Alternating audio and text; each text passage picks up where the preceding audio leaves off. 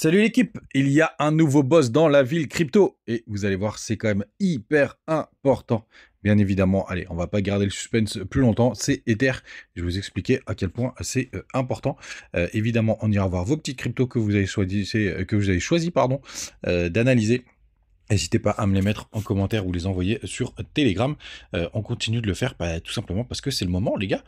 Donc, on y va. Le BTC 118 638 dollars et Ether qui vient de titiller les 3800 dollars. On est à plus 4%. C'est pareil pour XRP, 3,54 dollars. Je crois qu'il a fait un nouvel ATH. On a CryptoClebar qui pousse 10% ce matin, 6,7 du côté de Link, HBAR pas très loin, plus 6%. On a aussi des belles perfs du côté de PP, 6%. PP qui est tout simplement, comme je vous l'avais dit, de l'Ether à levier. C'est pour ça que j'ai pris une petite partie de mes Ethers pour mettre dessus. On a NIR et APT qui poussent 3,5%. ENA très en forme, je crois qu'il est monté jusqu'à 20% hier. On est à plus 9 ce matin. CAS plus 9%. Et ça y est, on a dépassé la 50e position. Les gars, on commence tout de suite avec le BTC, mais pas longtemps, parce qu'on s'en fout désormais du BTC. Il faut juste vérifier qu'il n'y ait pas de croisement MACD, puisque vous voyez, il est dans son range, un range, je vous l'avais dit, tout simplement, et avec la petite contraction qu'on avait vue. Le petit fake out en bas pour aller récupérer les stops. Donc vraiment là c'est très très propre ce que nous propose BTC. Il ne faut pas trop perdre de temps dessus puisque tout simplement c'est pas lui qu'il faut regarder en ce moment. C'est pas lui qui drive la direction. La seule chose que je vérifie les gars, c'est qu'on n'ait pas notre croisement MACD 3 jours. Donc ne perdons pas trop de temps. Ne perdons pas trop de temps dessus. Il est à 119 000 dollars. La seule chose qu'on peut voir, c'est si jamais il y a une pression baissière, c'est d'aller voir s'il y a un nouveau gap qui s'est formé. Hop, on va passer en 4 heures. Ce sera peut-être plus propre. Tac, pas de nouveau gap. Regardez, c'est nickel. Il y a l'ancien gap qui traîne jusqu'aux 114 000 dollars. Mais il n'y a pas de nouveau gap ce week-end. Là, la bougie de vendredi, elle était là. Vous voyez, on a ouvert directement dedans. Donc RAS, on regarde tous les autres indicateurs qui sont plus des indicateurs crypto et non pas ETH. On a le Crypto Fahrenheit à 72. Donc ça, c'est plutôt pas mal. J'aimerais bien qu'on explose un peu le grid, tout simplement. Parce qu'en général, on reste longtemps sous de l'euphorie. On est à 373 millions de liquidations. Les fundings sont encore normaux, donc 0,01%, pas d'euphorie, pas de dépassement. Le cours peut faire ce qu'il entend. On a le dollar qui est à 98 points et 2,16 millions de bitcoin sur les échangeurs. Donc rien de très intéressant. On peut aller voir les open interest, ça fait longtemps qu'on n'a pas été les voir. Mais franchement, ceux qui sont sur Bitcoin en ce moment, c'est qu'ils ont vraiment rien compris. Ouais, on est sur des zones importantes, quasiment à plat. Juste là, ça fait une grosse résistance d'ailleurs.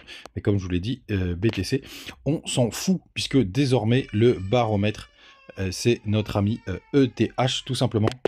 Donc, maintenant qu'on sait ça, c'est notre ami ETH qu'il faut analyser, les gars, pour être sûr. Alors, regardez pas les B et les C, là, les buy et les sell. C'est tout simplement que j'ai pris quelques profits sur mes Ethers pour rentrer sur d'autres cryptos. Donc, c'est pas intéressant. Donc, même histoire que pour notre ami BTC, si on regarde en daily, en H4, les gars, il n'y a pas grand-chose à se dire, tout simplement parce que on n'arrête pas de taper des nouveaux plus hauts, donc on est en tendance. Boum, boum, boum, on monte. On voit que c'est en train de se calmer un petit peu. Et sur ce daily, la grosse résistance, les gars, puisqu'on a été chercher les stops qui étaient juste ici, c'est tout simplement aux alentours des 4000 dollars.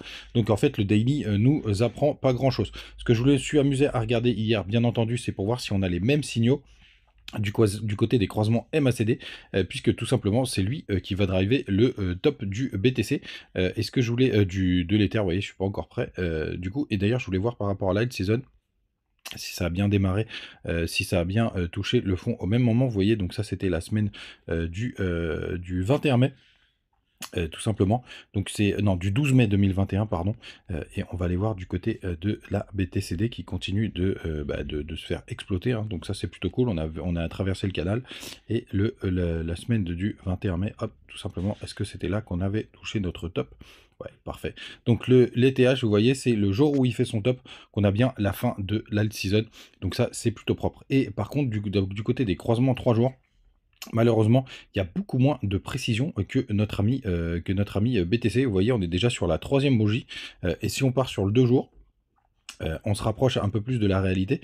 Le seul problème, c'est qu'il y a un gros lag, tout simplement. Alors attendez, parce que là, je suis pas encore en 2021. Hop, il faut revenir bien dans le passé. Oui, je prends le premier top, les gars. Pour le coup, je vais pas revenir 10 fois sur le même sujet, mais pour moi, là, c'était toute la manipulation d'FTX. Et la vraie alt season, elle a été jusqu'en mai 2021. peu importe ce qu'on vous raconte. Et au niveau des 2 jours, vous voyez, ouais, c'est très très tardif, hein. Donc c'est beaucoup plus dur, tout simplement, de timer le top de l'ETH, hein. Donc quand on va arriver sur les zones d'euphorie, il va falloir faire vraiment très très attention. Et en daily, bah, le problème c'est que vous avez plein de faux signaux, hein, vous voyez. Là, le croisement, là, à la limite c'était pas mal, mais après on a eu un range, donc c'était facile. Ici, c'était pas mal au niveau où on se rapprochait du top, mais c'est pas très précis. Et là, c'est plutôt pas mal. On n'était pas sur une bougie trop baissière. Mais il y a tellement de faux signaux que pour le coup, il faudra vraiment voir si on est en surchauffe ou pas. Et ici, bah, on avait déjà perdu quasiment 20%. Donc ça va être très très dur, les gars, de piloter ETH. Donc quand ils vont être vraiment vertical, et si on va casser un nouvel ATH, en sachant que bah, pour le coup, on pourrait même se faire arrêter. Tout simplement avec un triple top au-dessus des 4000 des 4000 $.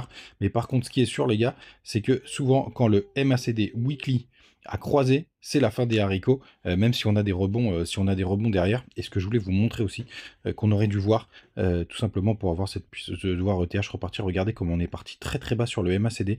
On était au même niveau que le bear market. Vous voyez, aux alentours des 525 points sur le MACD. Combien on a touché là?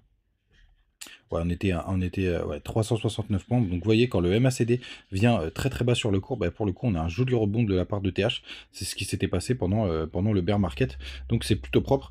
Donc le croisement MACD weekly, bah, le jour où ça arrive, les gars, bah, tout simplement, c'est la fin des haricots. Il y a le 5 jours juste un petit peu avant. Tout simplement, il y a très peu de faux signaux. Il y en a quelques-uns, mais il y en a très très peu. Donc les gars, ça va être beaucoup plus dur de timer ETH. Il n'a pas l'air de vouloir faire souvent des distributions, vous voyez. Hop, quand il dump, là ici, il a fait une prise de liquidité et il est descendu. Ici, ça a été un V-top. Ici, ça a été plus joli en novembre 2021, vous voyez. Il a fait un rebond et il est parti à la cave. Si on arrive à avoir cette structure, ce serait quand même le top du top. Et ici, vous voyez, c'est V-top. Et boum, à la cave, même si on est reparti derrière.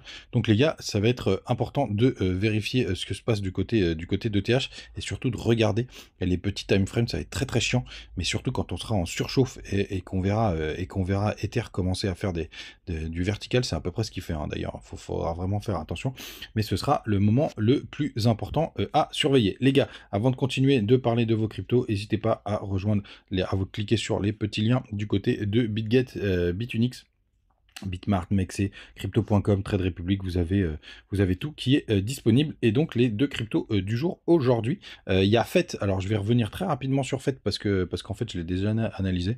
Le jeu de mots est éclaté au sol, mais c'est pas fait exprès. Mais du coup, faites ce qui est... alors, pour le coup, faites... Alors, sachez-le, c'est déjà le croisement de ASI. Donc, c'est ASI, le nouveau token, enfin, le nom du truc, c'est le croisement, la fusion de FET, de Océan, et d'un troisième que j'oublie à chaque fois. Donc, d'un point de vue chartisme, hier, n'importe quoi. On est monté jusqu'au 3,48, on a fait une très très grosse correction. On a dépassé les 88,6 pour le coup, et vous voyez, après on les a maintenus. Là, on essaye de former un joli creux ascendant, donc qui serait plutôt pas mal. Vous avez une grosse résistance aux alentours des 1,12, et après les gars, il va falloir une hype du côté des cryptos AI, si on veut que ça repart. Alors moi, je suis exposé à TAO, ça me suffit. C'est pour ça que tout simplement, j'irai pas sur cette crypto si je suis sur TAO. J'essaierai plutôt de trouver d'autres narratifs, d'autres sujets. En tout cas, là, ce qu'il est en train de nous faire, c'est un joli creux ascendant. On a même retesté ici, je pense qu'on doit être sur les 0,618. Je ne mets pas le Fibo parce que je ne vais pas mettre des Fibos sur des Subos. Après, on est illisible. Donc, Fed peut nous faire des belles performances. Attention, cette grosse résistance aux alentours des 1,12. Et après, ce qu'on ira chercher de nouveaux sommets, bah, l'avenir nous le dira, les gars. Mais en tout cas, sachez qu'ils ont fait des beaux bull run, hein, les cryptos AI. Hein. Pour le coup, là, on était passé de 19 centimes à 3,48 $. Ça fait quand même un beau multiplicateur. Mais en tout cas, c'est plutôt joli ce que pourrait nous faire FET. S'il arrive à retrouver, il va falloir un peu de narratif qui nous aide là-dessus. La deuxième crypto que vous m'avez demandé, c'est AKT. Alors, AKT, désolé, il n'y a pas beaucoup d'historique du côté de BitGet. J'ai regardé sur Bitunix, c'est pas trop le cas. AKT aussi, pareil, elle est en train d'essayer de nous faire un joli double creux ascendant. Tout simplement. Alors, il y avait une toute petite zone ici, là. Vous la voyez peut-être pas forcément, il y avait un petit W là, ici, et qui est en daily, et qu'on voit un petit peu en weekly, il était magnifique. Donc en fait, le point d'entrée idéal, c'était juste là, vous voyez, hop, petit W, tac. C'était au 1,13, on n'en est pas trop loin, donc c'est plutôt pas mal ce que peut nous proposer AKT. On est sur un market cap quand même assez costaud, hein, comme fait, hein, en fait. Alors là, en fait, c'était très très gros market cap, mais à la limite, c'est plutôt rassurant. AKT, il est où mon AKT? Il est là. Akash Network. On est sur un market cap de 400 millions. Par contre, pas de problème de dilution de token. Ça, c'est plutôt un très très bon point pour lui. Très peu d'échanges, moi, je trouve, sur AKT. 14 millions, franchement, c'est pas énorme pour une crypto qui a 212, qui est 212e. C'est une vieille crypto. Avec le market cap, vous voyez, on a explosé. Donc, il y avait maintenant, il y a une bonne tokenomics, mais à l'époque, c'était pas le cas.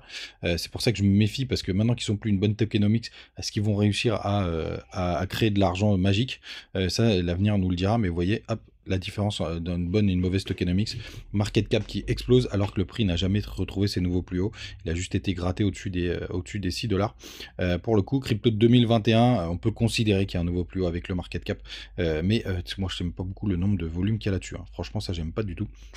14 000 euros. D'un point de vue de la gueule de la charte, comme je disais, très très bonne entrée à 1,12, mais vous n'étiez pas forcément de vos écrans. En tout cas, on essaye de former un très très beau W qui est juste là. Donc ça pourrait faire des chocs à pic. Il y a eu le croisement MACD qui était un très bon signal du côté du weekly. Il était à ce niveau-là, même si on a eu un retracement derrière. Donc il peut nous faire quelque chose d'assez sympathique à KT, mais vraiment pas de volume. Hein. Donc il faudrait vraiment un peu plus d'énergie de ce côté-là. Les gars, vous savez tout. Passez une très très bonne journée. Je vous laisse avec le nouveau boss de la ville et on se retrouve demain. Ciao!